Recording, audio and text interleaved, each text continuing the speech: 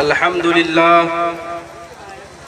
لله رب العالمين والعاقبة للمتقين والصلاة والسلام على سيد الأنبياء والمرسلين وعلى آله وصحابه أجمعين. أما بعد فأعوذ بالله من الشيطان الرجيم. بسم الله الرحمن الرحيم.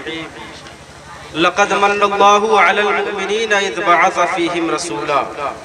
صدق الله مولانا العظيم وصدق رسوله النبي الأمين المتين الكريم ونحن على ذلك لمن الشاهدين والشاكرين والحمد لله رب العالمين. حضرات، آئیے کچھ عرض و معروض سے پیشتر میں بہتر اور مناسب سمجھتا ہوں کہ صبح کائنات کے شمس الضحیٰ، شام کائنات کے بدر الدجا، حضور احمد مجتبیٰ محمد مصطفیٰ صلی اللہ تعالی علیہ وسلم کی بارگاہ بے کس پناہ میں ایک مرتبہ اپنی غلامی کا ثبوت دیں اور درود پاک کا نذرانہ پیش کریں. اللہم صلی علی سیدنا شفیعنا حبیبنا مولانا محمد بارک وسلم. صلاة و سلاما علیکہ یا رسول اللہ صلی اللہ تعالی علیہ وسلم. حضرات، اصل خطاب تو مقرر خصوصی کا ہوگا. تھوڑی دیر کے لیے میں آپ کے سامنے حاضر آیا. قرآن مقدس کی ایک بہت ہی مشہور و معروف آیت کریمہ کی تلاوت کرنے کا شرف حاصل کیا. اللہ تبارک و تعالی قرآن پاک میں ارشاد فرماتا ہے لَقَدْ مَنَّ اللَّهُ عَلَى الْمُؤْمِنِينَ إِذْ بَعَثَ فِيهِمْ رَسُولًا. یعنی اللہ تبارک و تعالی نے مسلمانوں پر احسان کیا کہ انہی میں سے ایک رسول مبعوث فرمایا. سبحان اللہ. حضرات، اللہ تبارک و تعالی نے ہمیں اور آپ کو بے شمار نعمتوں سے مالا مال فرمایا.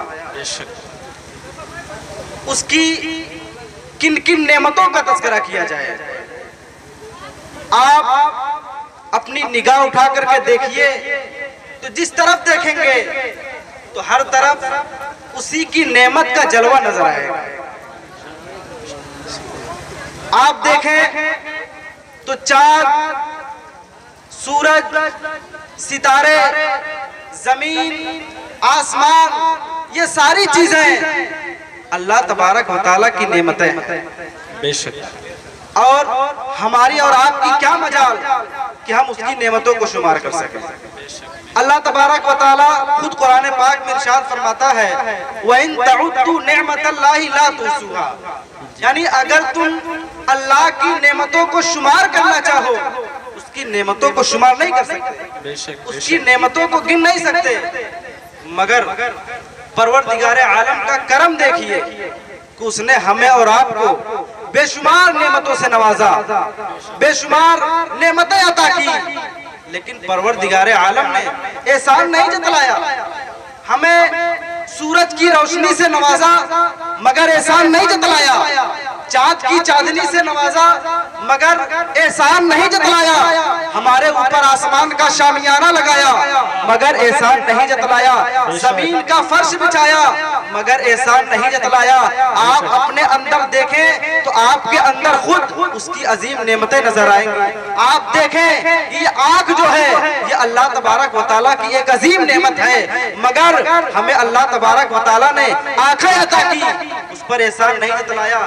کان ہمیں عطا کیے جس میں سننے کی صلاحیت عطا کی مگر پروردگار عالم نے احسان نہیں جتلایا. ہمیں ہاتھ کی عظیم نعمت سے نوازا، پیروں میں چلنے کی سکت عطا فرمائی مگر پروردگار عالم نے احسان نہیں جتلایا. یہاں تک کہ ہمیں پیدا فرمایا مگر احسان نہیں جتلایا. اور ہم انسانوں کی ہدایت کے لیے اللہ رب العزت نے بہت سے انبیاء کرام کو دنیا میں بھیج کر ہمارے اوپر احسان کیا مگر پروردگار عالم نے کہیں یہ نہیں فرمایا کہ اے لوگوں میں نے آدم کو صفی اللہ بنا کر بھیجا ہے اس لیے تمہارے اوپر احسان کیا ہے. نوح کو نجیب اللہ بنا کر بھیجا ہے اس لیے تمہارے اوپر احسان کیا ہے.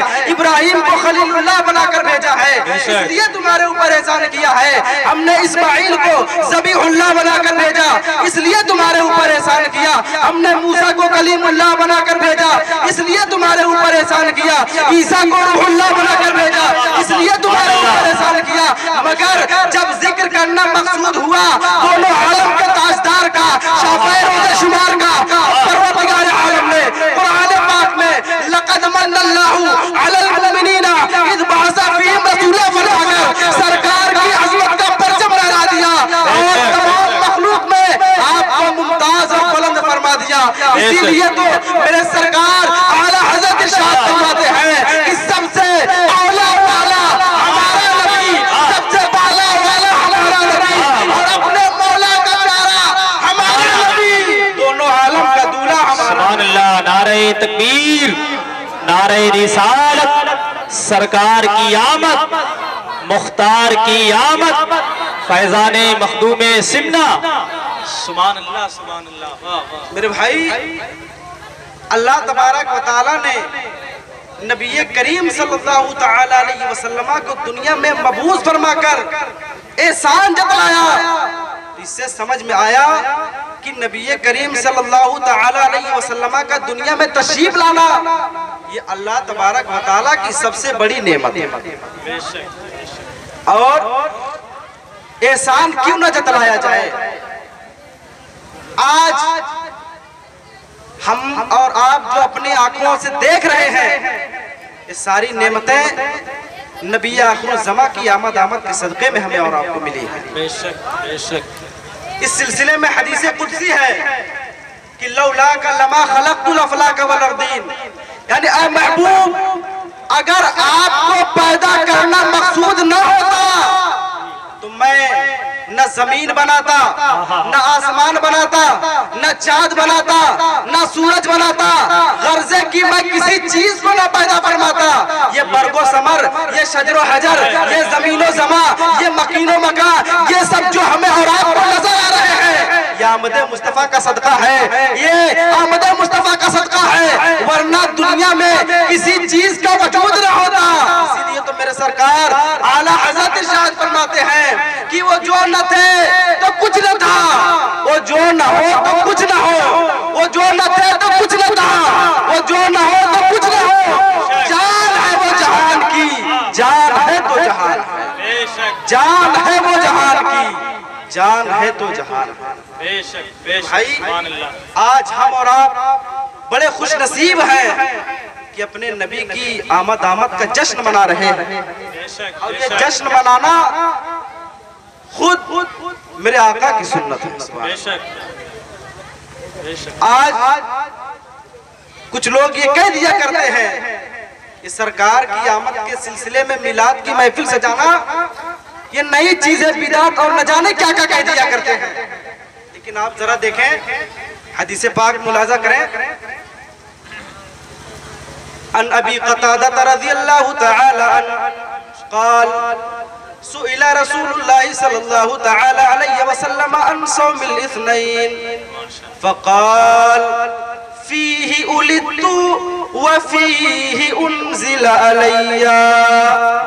حضرت ابو قتادہ جلیل القدر صحابی رضی اللہ تعالی عنہ سے مروی ہے، وہ کہتے ہیں کہ نبی کریم صلی اللہ تعالی علیہ وسلم سے دوشنبہ کے روزے کے بارے میں پوچھا گیا کہ یا رسول اللہ مجھے بتائیں کہ آپ دوشنبہ کے دن روزہ کیوں رکھتے ہیں؟ تو میرے آقا دونوں عالم کے تاجدار نے ارشاد فرمایا کہ اے میرے صحابی اگر تم یہ پوچھنا چاہتے ہو کہ میں دوشنبہ کے دن روزہ کیوں رکھتا ہوں، میں دوشنبہ کے دن روزے کی حالت میں کیوں ہوتا ہوں، سنو سنو، میں دوشنبہ کے دن اس لیے روزہ رکھتا ہوں کہ دوشنبہ ہی کے دن میری ولادت باسعادت ہے، اور دوشنبہ ہی کے دن اللہ تبارک و تعالیٰ نے مجھ پر وحی نازل فرمائی ہے۔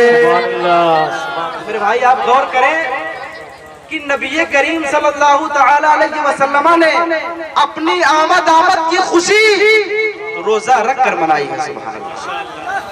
اور بلکہ نبی کریم صلی اللہ تعالیٰ علیہ وسلم کا میلاد تو صحابہ کرام نے بھی منایا۔ آپ دیکھیں کہ سرکار جنگ تبوک سے واپس مسجد نبوی میں تشریف لائے تو حضرت عباس سرکار کی بارگاہ میں حاضر ہوتے ہیں، اور عرض کرتے ہیں یا رسول اللہ میں آپ کی نعت پڑھنا چاہتا ہوں. اور علامہ ابن حجر اسقلانی کی روایت میں ہے کہ اس محفل میں 30,000 صحابہ کرام تشریف فرما تھے. 30,000 صحابہ کرام بھی جلوہ کرتے. حضرت عباس سرکار کی بارگاہ میں حاضر ہوتے ہیں یا رسول اللہ میں آپ کی نعت پڑھنا چاہتا ہوں. تو نبی کریم صلی اللہ تعالی علیہ وسلم نے انہیں اجازت دے دی. تو کون سی نعت تھی آپ سنیں, یقیناً آپ کو بہت مزہ آئے گا. وہ نعت کون سی تھی؟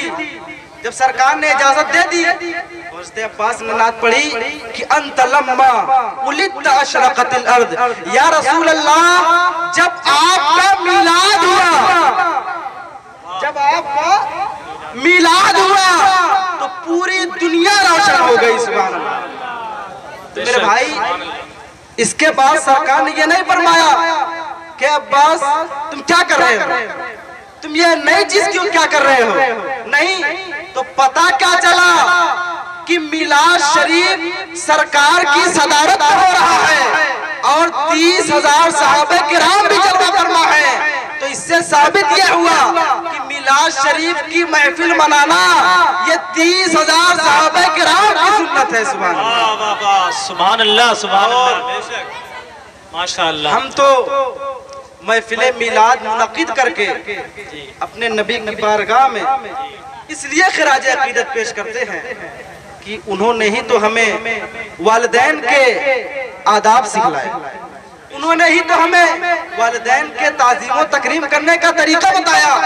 ورنہ تو جب تک ہمارے نبی تشریف نہیں لائے تھے اس وقت بہت برا ماحول تھا. آپ نے سنا ہوگا کہ 3 سگے بھائیوں نے اپنی حقیقی ماں کو بازار میں لے جا کر کے 9,000 درہم میں نیلام کر دیا. 9,000 درہم میں نیلام کر دیا.